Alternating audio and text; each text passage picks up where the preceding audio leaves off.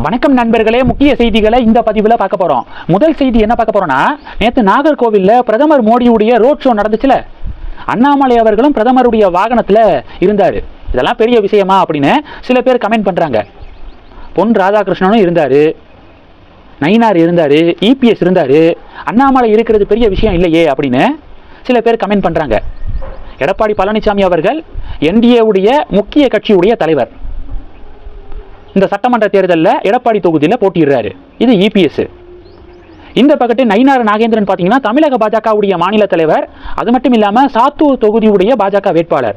அவர் வாகனத்தில் இருந்தார். அடுத்து பொன்னாறு பாஜகவுடைய மாநில தலைவராக இருந்திருக்காரு. அதோடு மட்டும் இல்லாமல் இந்த தேர்தலில் அவர் கண்டெஸ்ட் பண்ணுறாரு. இதில் அண்ணாமலையை பாருங்களேன், எந்த கட்சி பொறுப்பும் கிடையாது. பாஜகவில் எந்த பதவியிலையும் இப்போதைக்கு அண்ணாமலை இல்லை. இந்த தேர்தலையும் அவர் போட்டியிடலை. ஆனால் அண்ணாமலை மோடியுடைய வாகனத்தில் இருக்கார். இதுதான் மோடி அண்ணாமலைக்கு கொடுத்திருக்கக்கூடிய முக்கியத்துவம், ஸ்ட்ராங்கான மெசேஜ். டிஎன்பிஜேபியுடைய தவிர்க்க முடியாத முகம் அண்ணாமலை அப்படிங்கிறத மோடி மறைமுகமாக உணர்த்தியிருக்காரு.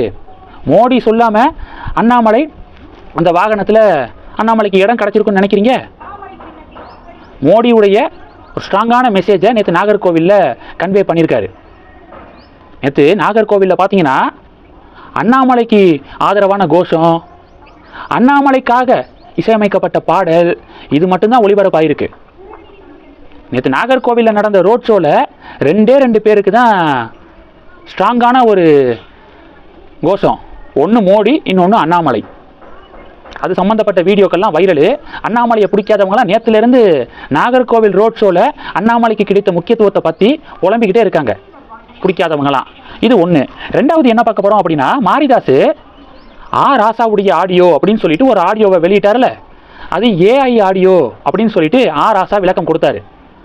ஏஐ ஆடியோனா எனக்கு எதிராக டிஃபமேஷன் கேஸ் போடுங்க, நான் கோர்ட்டில் வச்சு ப்ரூவ் பண்ணுறேன் அப்படின்னு சொல்லிட்டு மாரிதாஸ் கவுண்டர் கொடுத்தாரு. இதெல்லாம் நம்ம சேனலில் அப்டேட் பண்ணிட்டேன். இப்போ மாரிதாஸ் என்ன சொல்லியிருக்காருன்னா,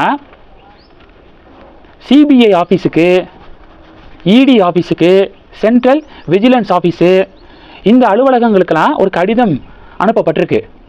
யார் கடிதத்தை அனுப்புனது அப்படிங்கிறத மாரிதாஸ் மறைச்சிருக்காரு. ஆனால் ஒருத்தர் கடிதம் எழுதியிருக்காரு. அதில் என்ன சொல்லியிருக்காருன்னா, 2G ஸ்பெக்ட்ரம் கேஸு நடந்துக்கிருக்கு, விசாரணை நடந்துக்கிருக்கு, மேல்முறையீடு மனு மீதான விசாரணை.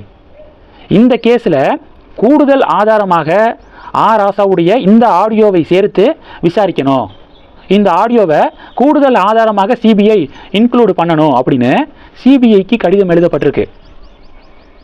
இதை மாரிதாஸ் ஷேர் பண்ணியிருக்காரு.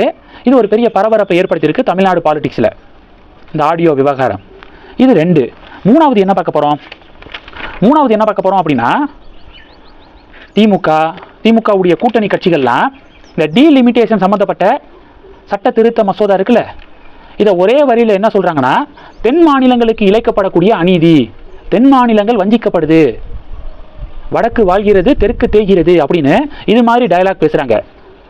கொஞ்சம் ஆய்வு செஞ்சு பார்த்தீங்கன்னா, இப்போ உதாரணத்துக்கு கேரளாவுடைய பாப்புலேஷன் எவ்வளவு?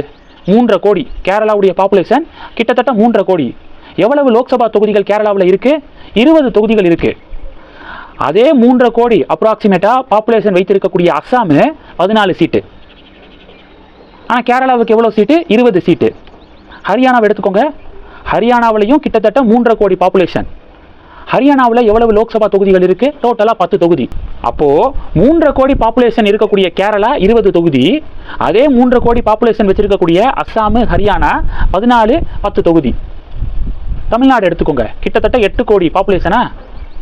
இதே 8 கோடி பாப்புலேஷன் தான் மத்திய பிரதேசத்துலையும் இருக்குது, ராஜஸ்தான்லையும் இருக்குது. தமிழகத்துக்கு எவ்வளோ லோக்சபா சீட்ஸு? 39 தொகுதி வச்சுருக்காங்க தமிழகம். அதே 8லேருந்து 9 கோடி பாப்புலேஷனை வச்சுருக்கக்கூடிய மத்திய பிரதேசம் 29 சீட்டு, ராஜஸ்தானுக்கு 25 சீட்டு.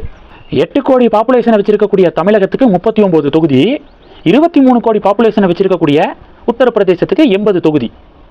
அப்போது நீங்கள் கம்பேர் பண்ணி பார்த்தீங்கன்னா சவுத்தை விட நார்த்துக்கு தான் கம்மியான தொகுதிகள் ஒதுக்கப்பட்டிருக்கு.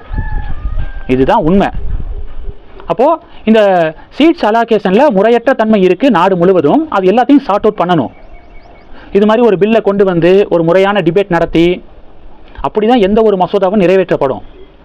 பில்லை இன்ட்ரோடியூஸ் பண்ணதுக்கே முதல்வர் சட்ட நகலை எரிச்சுட்டு இருக்காரு, கருப்பு கொடி போராட்டம் அப்படின்னு சொல்லிட்டு ஆக்கப்பூர்வமான ஒரு வழியில் திமுக கூட்டணி கட்சிகள் போகிற மாதிரி தெரியலை. எதையாவது ஒன்றை வச்சு அரசியல் பண்ணணும், தேர்தல் நேரமாக வாக்குகளை அறுவடை செய்யணும், இதுதான் திமுகவுடைய நோக்கம் மாதிரி தெரியுது. பொறுமையாக பில்லை இன்ட்ரடியூஸ் செய்கிறதுக்கு முன்னாடியே 850 அப்படி இப்படின்னு சொல்லிட்டு கணக்கு போட ஆரம்பிச்சிட்டாங்க திராவிடியன் ஸ்டாக்ஸு. தென் மாநிலங்களுக்கு ரெப்ரசன்டேஷன் பர்சன்டேஜ் 24லேருந்து 20 ட்ராப் ஆகுது. இதே நார்த்தன் ஸ்டேட்ஸுக்கு 37%லேருந்து 43% கூடுது அப்படின்னு பில்லை இன்ட்ரடியூஸ் பண்ணுறதுக்கு முன்னாடியே தியரி எழுத ஆரம்பிச்சிட்டாங்க. அதனால் இது மாதிரி கொந்தளிக்காமல் பொறுமையாக உட்காந்து ஆக்கப்பூர்வமான டிபேட்டில் கலந்துக்கிட்டு பாயிண்ட்ஸை, உங்களுக்கு ஏதாவது பிரச்சனைனா அதை ஆதாரத்தோடு எடுத்து எக்ஸ்பிளைன் பண்ணி அப்படி எதிர்ப்பை பதிவு செய்யணுமே ஒழிய சட்ட நகலை எரிக்கிறது, கருப்பு கொடியை பறக்க விடுறது, இதெல்லாம் சரியான ரூட்டு கிடையாது. இந்த செய்திகளை பற்றி உங்களுடைய பார்வைகளை மறக்காமல் கமெண்ட் பண்ணுங்கள். தொடர்ந்து கணக்கில் இருங்க. அடுத்தடுத்து நிறையா பதிவுகளை பார்க்க போகிறோம். நன்றி. ஜெய் ஹிந்த்.